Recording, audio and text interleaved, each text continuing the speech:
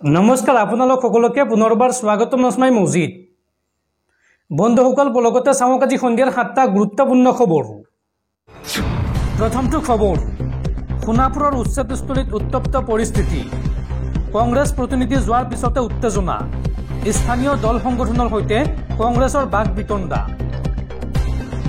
সোণাপুৰৰ উচ্ছেদস্থলীত পুনৰ উত্তপ্ত পৰিস্থিতি, উচ্ছেদস্থলীলৈ কংগ্ৰেছ প্ৰতিনিধি যোৱাৰ পিছতে উত্তেজনা, উচ্ছেদস্থলী পৰিদৰ্শনত বাধা কংগ্ৰেছ নেতৃত্বক, একাংশ দল সংগঠনে বাধা দিয়ে কংগ্ৰেছৰ সজাতি দলক, স্থানীয় দল সংগঠনৰ সৈতে কংগ্ৰেছৰ বাক বিতণ্ডা।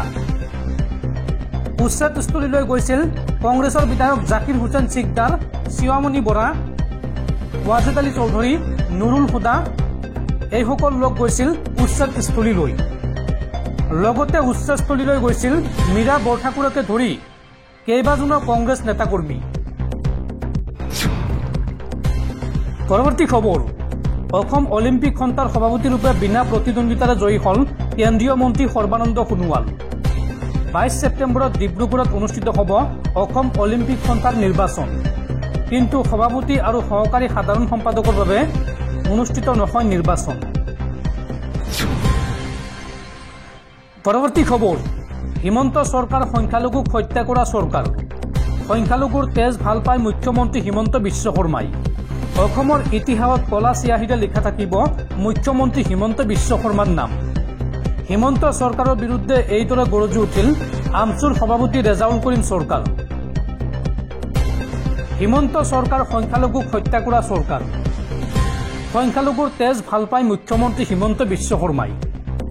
সংখ্যালঘুৰ তেজ ভাল পাই বাবেই পুলিচ লগাই গুলিয়াই হত্যা কৰোৱাই সংখ্যালঘু মুছলমানক। মুখ্যমন্ত্ৰী হিমন্ত বিশ্ব শৰ্মাই অসমত হিটলাৰী শাসন চলাই আছে। অসমৰ ইতিহাসত কলা চিয়াহীৰে লিখা থাকিব মুখ্যমন্ত্ৰী হিমন্ত বিশ্ব শৰ্মাৰ নাম। ভূমিহীন লোকক ভূমি প্ৰদান নকৰি সংস্থাপনৰ ব্যৱস্থা নকৰাকৈ চলোৱা অত্যাচাৰ গ্ৰহণযোগ্য নহয়। সোণাপুৰৰ কচুতলিত চলোৱা উচ্ছেদ অভিযানে হিমন্ত চৰকাৰৰ প্ৰকৃত চৰিত্ৰ উদঙাই দিছে। সোণাপুৰৰ কচুতলিত ভয়ংকৰ পৰিৱেশ ৰচনা কৰি শীতল মস্তিষ্কৰে মানুহক শেষ কৰিবলৈ উঠি পৰি লাগিছিল। সংখ্যালঘুৰ ওপৰত যি অত্যাচাৰ চলিছে সেই যন্ত্ৰণাৰো সহ্য কৰিব নোৱাৰি। অসমৰ সংখ্যালঘু লোকসকল নিৰাপত্তাহীনতাত ভুগিছে। হিমন্ত চৰকাৰৰ বিৰুদ্ধে এইদৰে গৰজি উঠিল আমচুৰ সভাপতি ৰেজাউল কৰিম চৰকাৰ। দৰ্শকসকল আৰু বহুতো গুৰুত্বপূৰ্ণ খবৰ আছে। তাৰ আগতে আপোনাক জনাওঁ যে যদি আপুনি এতিয়ালৈকে এইটো ভিডিঅ'ত লাইক কৰা নাই তেন্তে এতিয়াই ভিডিঅ'টোত লাইক কৰি দিয়ক আৰু এনেকুৱা ধৰণৰ ভিডিঅ'সমূহ নিতৌ চাবলৈ চেনেলটো ছাবস্ক্ৰাইব কৰি কাষত থকা বেল আইকনটো প্ৰেছ কৰি ৰাখক। পৰৱৰ্তী খবৰ, পুনৰ উত্তপ্ত সন্ত্ৰাসজৰ্জৰ জম্মু কাশ্মীৰ। জম্মু কাশ্মীৰত পুনৰ সেনা আৰু সন্ত্ৰাসবাদীৰ মাজত ভয়ংকৰ সংঘৰ্ষ আৰু এই সংঘৰ্ষত শ্বহীদ হৈছে 2 সেনা জোৱান।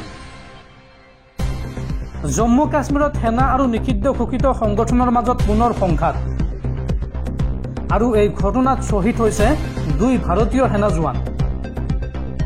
অৰবিন্দ সিং আৰু বিপিন কুমাৰ নামৰ 2 জোৱান শ্বহীদ হৈছে আৰু লগতে গুৰুতৰভাৱে আহত হৈছে আন 2 সেনা জোৱান। জম্মুৰ কিষ্টাৰবাৰ জিলাৰ চৰ্টুত সংঘটিত হৈছে এই ঘটনা। নিৰ্বাচনৰ পূৰ্বে উগ্ৰপন্থীৰ বৃহৎ কুটাঘাতৰ পৰিকল্পনা জম্মু কাশ্মীৰত।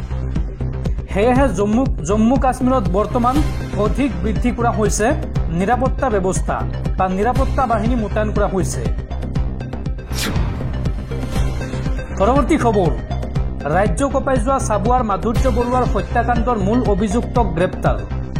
পত্নী প্ৰহেলিকা বৰুৱাই হত্যা কৰিছিল স্বামী মাধুৰ্য বৰুৱাক আৰু এই হত্যাকাণ্ডত পত্নীক সহযোগ কৰিছিল ময়ন্তু গগৈ নামৰ এজন যুৱকে। সহযোগ কৰা যুৱকজনকক গ্ৰেপ্তাৰ কৰিছে আৰক্ষীয়ে। জলসম্পদ বিভাগৰ কৰ্মচাৰী আছিল মাধুৰ্য বৰুৱা। বিগত 10 ছেপ্টেম্বৰত সংঘটিত হৈছিল এই হত্যাকাণ্ড।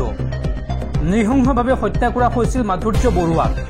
পত্নীয়ে প্ৰথমে নিচাযুক্ত দ্ৰব্য খুৱাই অচেতন কৰাইছিল মাধুৰ্যক আৰু তাৰ পাছত চকা অস্ত্ৰ আৰু ধুমুজেৰে মৰিয়াই হত্যা কৰিছিল মাধুৰ্যক। পৰৱৰ্তী খবৰ, পুনৰ হুৰা হুৰে বাঢ়িছে সোণৰ দাম। আজি পুনৰ বৃদ্ধি পালে সোণৰ দাম। 24 কেৰেট 10 গ্ৰাম সোণৰ দাম আজি হ'লগৈ ৭৩,০৪৪ টকা। পৰৱৰ্তী খবৰ, সোণাপুৰৰ পিছত এইবাৰ নামনি অসমত হ'ব বৃহৎ উচ্ছেদ অভিযান। নামনি অসমত এইবাৰ উচ্ছেদ চলাবলৈ সাজু হৈছে প্ৰশাসন। এফালৰ পৰা ভাঙি দিয়া হ'ব বেদখলকাৰীৰ ঘৰ আৰু এই উচ্ছেদ অভিযানত পৰিস্থিতি উত্তপ্ত হোৱাৰ আশংকা প্ৰকাশ কৰা হৈছে। সোণাপুৰৰ উচ্ছেদৰ মাজতে আন এক উচ্ছেদৰ জাননী প্ৰশাসনৰ। এইবাৰ নামনি অসমত বৃহৎ উচ্ছেদ চলাবলৈ সাজু হৈছে প্ৰশাসন। বেদখলকাৰীৰ বিৰুদ্ধে প্ৰশাসনে জাৰি কৰিলে উচ্ছেদৰ জাননী। 24 আৰু 25 ছেপ্টেম্বৰত চলিব বুলডোজাৰ। এফালৰ পৰা ভাঙি দিয়া হ'ব বেদখলকাৰীৰ ঘৰ।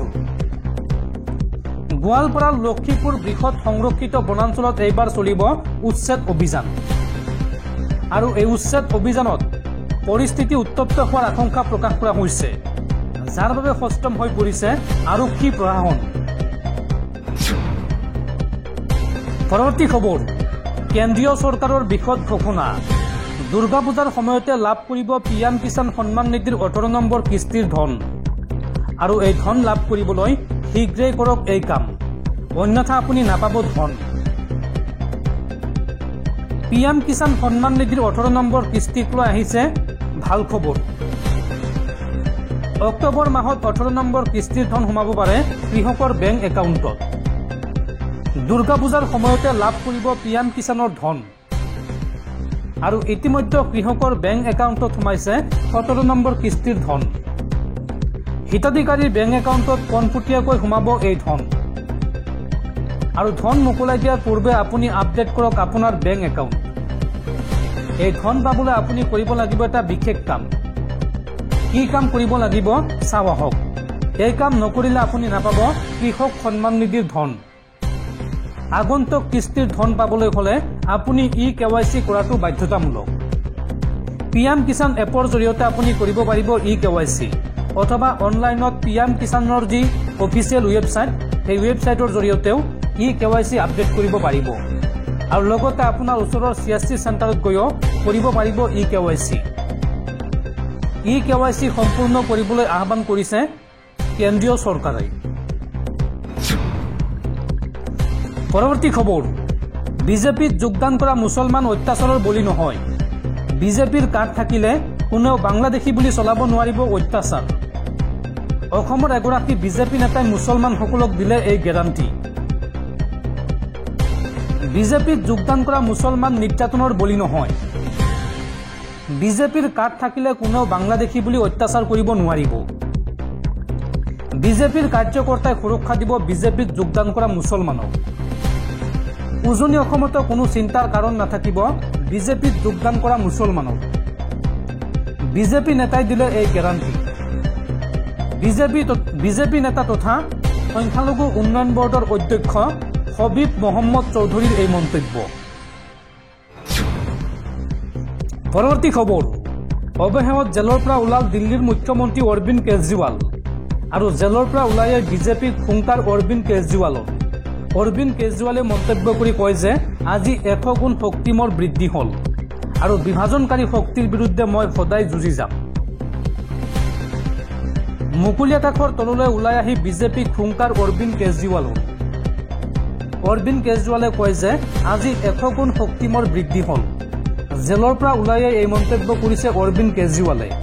কেজৰিৱালে লগতে কয় যে বিভাজনকাৰী শক্তিৰ বিৰুদ্ধে মই সদায় যুঁজি যাম। এটা শক্তিয়ে দেশৰ ন্যায় ব্যৱস্থাক দুৰ্বল কৰি পেলাইছে। নিৰ্বাচন আয়োগ, ED, CBI তেওঁলোকৰ হাতৰ মুঠিত। এয়া আন কোনো নহয়, এয়া ৰাষ্ট্ৰবিৰোধী শক্তি।